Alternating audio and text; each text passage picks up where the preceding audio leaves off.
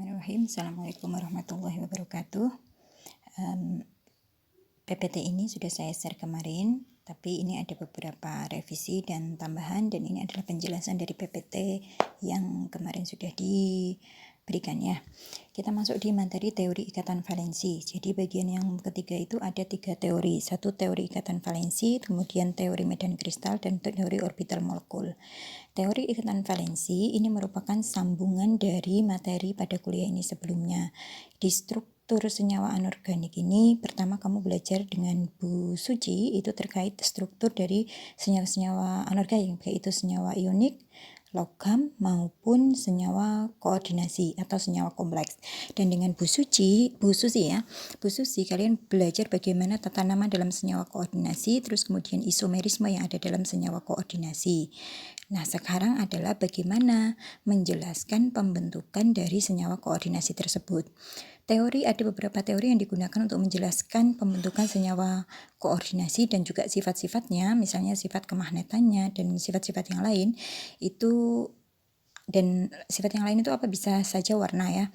Nah, itu ada 3 teori yang digunakan untuk pendekatan, yaitu teori ikatan valensi, teori medan kristal, dan kemudian teori orbital molekul. Kita masuk ke part yang pertama, yaitu teori ikatan valensi.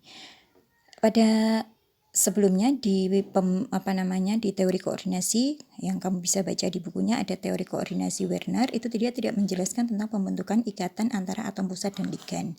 Teori ini kemudian dikembangkan oleh Linus Pauling tentang definisi senyawa koordinasi itu yang seperti apa, bahwa adalah reaksi antara asam Lewis dan dengan basa Lewis melalui ikatan kovalen koordinasi.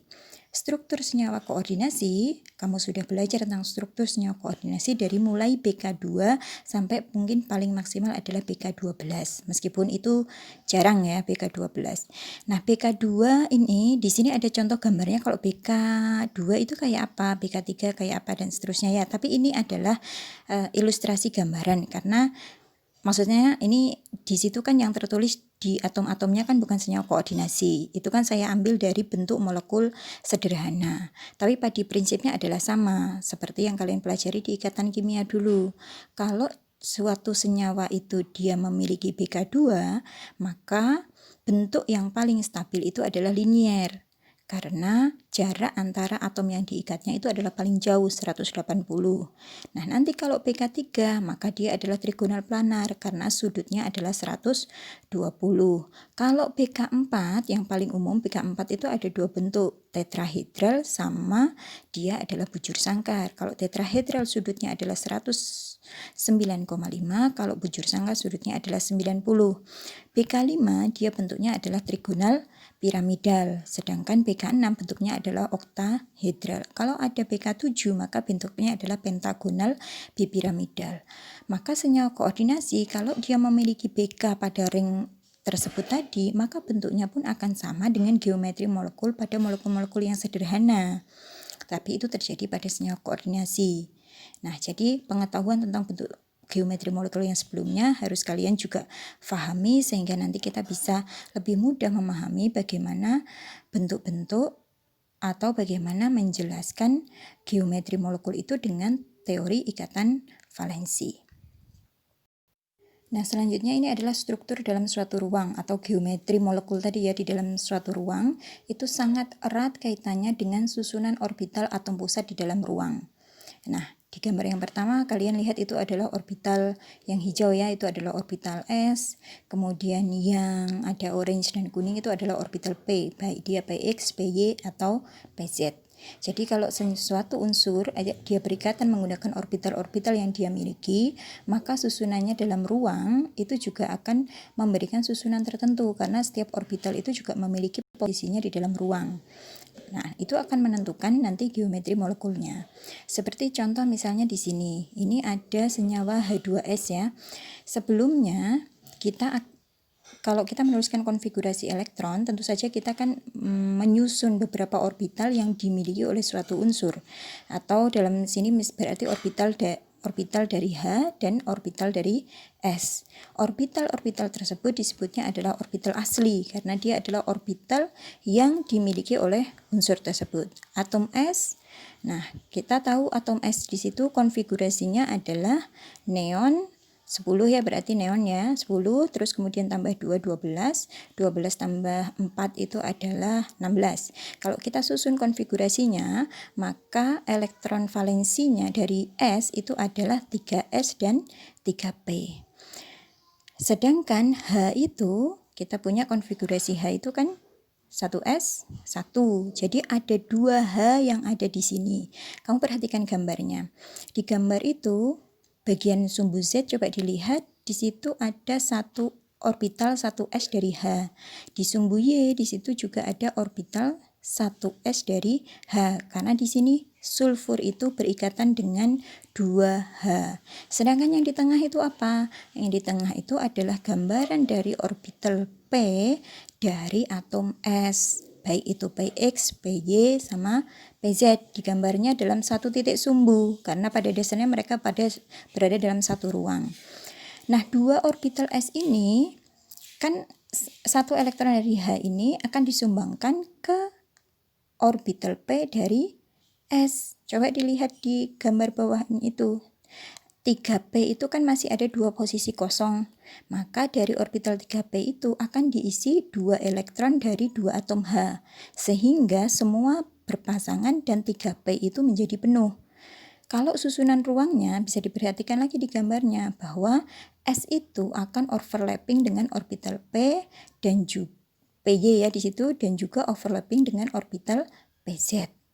Nah, dari sini berarti pembentukan ikatan antara H2S itu dapat dijelaskan dengan teori ikatan valensi seperti yang susunan konfigurasi elektron itu. Terus kemudian dia menggunakan orbital asli. Kenapa disebut orbital asli? Karena memang itu adalah orbital yang dimiliki oleh atom S dan atom H. Itu yang disebut dengan orbital asli. Sekarang contoh pembentukan ikatan valensi yang menggunakan orbital asli pada molekul sederhana pH3. pH3 berarti di sini ada 3 atom H yang masing-masing memiliki konfigurasi 1S dan 1 atom P yang memiliki elektron valensi berapa? P itu dia adalah golongan 5A atau 15 ya. Berarti dia di bawah nitrogen. Berarti kalau nitrogen itu adalah P3, maka fosfor ini juga dia adalah 3P3. Jadi di orbital luar 3P itu terisi 3 elektron. Berarti kosongnya masih berapa? Masih mungkin diisi berapa elektron lagi? Yaitu diisi 3 elektron lagi karena P itu maksimal terisinya adalah 6 elektron. 3 elektron yang akan disumbangkan ya atau berikatan dengan P ini itu adalah 3 elektron dari atom H. Maka ketika orbital Px, Py, dan Pz akan mengalami overlapping dengan orbital 1s ya dari atom H. Di sana kalian bisa lihat, ayo lihat di gambarnya. Di sana di Pz ada orbital S yang bulat itu 1s, kemudian dia overlapping dengan 3Pz dari P. Di orbital X itu juga dia 1S dari atom H, dia overlapping dengan 3Px dari P. Di sumbu Y, dia juga itu orbital 1S dari H, dia overlapping dengan orbital 3Py dari atom P. Nah, yang seperti ini juga dikatakan bahwa dia berikatan dengan orbital asli, ikatan valensi dengan orbital asli. Contoh lagi yang ikatan valensi orbital asli itu adalah di sini HCl ya. Maka ada H dan Cl. Cl itu golongan 7A atau 17. Nah, di Cl itu berarti dia di 3P di P-nya, 3P-nya dia terisi berapa berarti? Sudah terisi 5. Berarti dia hanya kurang 1.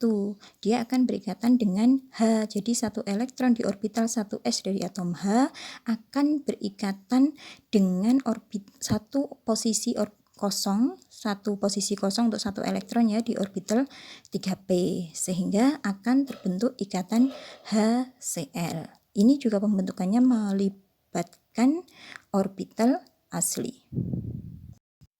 Sekarang coba kita terapkan pada senyawa kompleks. Kita lihat berdasarkan fakta eksperimen. Contohnya adalah senyawa kompleks AgCN2- ya.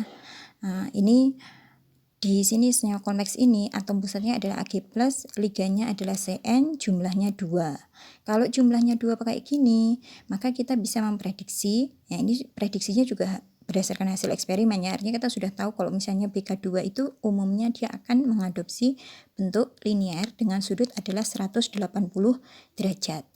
Coba kita lihat dari konfigurasi atom pusatnya. Ag+ itu berarti dia konfigurasinya adalah kripton 4d10 5s0. Awalnya di S ini kan ada 1, terus kemudian dilepaskan sehingga dia 5s0 5p0. Itu adalah orbital valensinya 5s0 5p0. Kalau dia berikatan dengan Cn, maka prinsip pada senyawa koordinasi itu kan satu ligan menyumbang satu PeB. Bukan separuh-separuh, bukan satu elektron seperti yang ada di contoh atas tadi. Itu adalah pada ikatan kovalen biasa. Tetapi kalau pada ikatan kovalen koordinasi, maka satu ligan akan menyumbang 2 PeB. Jadi kalau ada satu ligan menyumbang 1 PeB atau satu pasang ya. Jadi kalau misalnya 2 ligan, dia akan menyumbang 2 PeB. Sekarang kita lihat, PeB 2 pasang PeB itu akan masuk kemana? Kalau dia masuk ke 5s karena hanya ada satu orbital dan berisi sepasang, berarti kita juga butuh 5p. Nah, kalau satunya berisi di 5s, satunya berisi di 5p, maka harusnya ikatan antara AgCN itu tidak sama panjang karena satunya pakai orbital S, satunya pakai orbital P. Tetapi fakta eksperimen ternyata dia sama panjang. Berarti kita tidak bisa mengasumsikan bahwa 2 pasang elektron tadi sepasangnya adalah masuk S dan sepasangnya adalah masuk P. Bagaimana? Apakah mungkin dia masuk P semua dua-duanya, S-nya tidak terisi? Kalau dia dua-duanya masuk P, karena di P itu ada 3 orbital kosong, berarti dia bisa menampung 3 pasang, misalnya kita pakai 2 pasang gitu. Maka harusnya AgC-nya masa panjang seperti fakta eksperimen, tapi sudutnya harus 90. Kenapa harus 90 Bu sudutnya? Kita lihat di gambar atas ini bahwa orbital P itu bentuknya kan dia disumbu-sumbu seperti ini. Jadi antara satu orbital dengan orbital yang lain itu sudutnya adalah 90. Maka kalau tadi menggunakan 2 orbital P, maka sudut antara ikatannya itu harusnya 90. Tapi faktanya berapa sudut AgCN itu adalah 180. Jadi dengan demikian kita tidak bisa menjelaskan bahwa ikatan antara AgCN itu dia menggunakan orbital 5s dan 5p, juga tidak bisa dijelaskan bahwa dia menggunakan orbital asli 2 orbital asli dari 5p. Maka bagaimana kesimpulannya? Nah, karena dia linier itu berarti dia menggunakan sudutnya tadi 180, berarti dia menggunakan dan ikatannya adalah sama panjang ya. Berarti dia menggunakan orbital yang jenis dan tingkat energinya adalah sama. Karena sama panjang. Posisinya berlawanan arah karena tadi linier 180 ya. Kalau orbital yang sama jenis dan tingkat energinya, kalian ingat lagi itu adalah karakteristik daripada orbital hibrida. Seperti sama dengan di NiCl42- ini. NiCl42- ini maka dia 4s0 4p0. Kalau dia Cl-nya kan berarti ada 4, maka dia butuh 4 orbital kosong untuk terisi 4 pasang dari dia. Kalau satu menggunakan S, 3 menggunakan dari 4p, maka ikatannya nggak akan sama panjang. Ya, nah dari situ berarti dia menggunakan 4 orbital yang sama tingkat energi dan mengarah pada pojok-pojok tetrahedral. Untuk menjelaskan ini berarti kita butuh pendekatan orbital hibrida melalui proses hibridisasi. Kita akan jelaskan di bawah lebih lanjut ya.